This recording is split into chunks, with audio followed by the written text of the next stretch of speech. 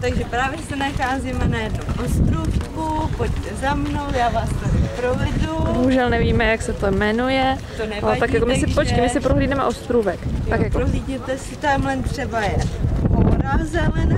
Ale je tam taky slunko, Tak takže... Tak máme tamhle tu horu. Aha.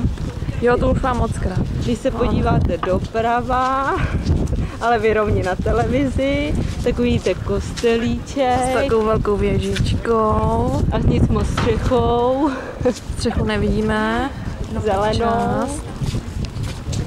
A když se podíváte dále doprava, ale vy pořád na tu televizi. To byla moje noha.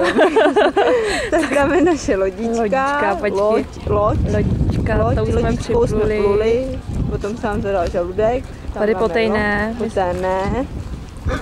Takovou nemáme natočenou.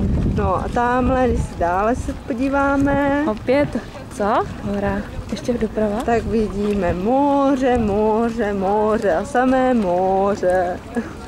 Moře. Skoro jako ty české rybníky. Že?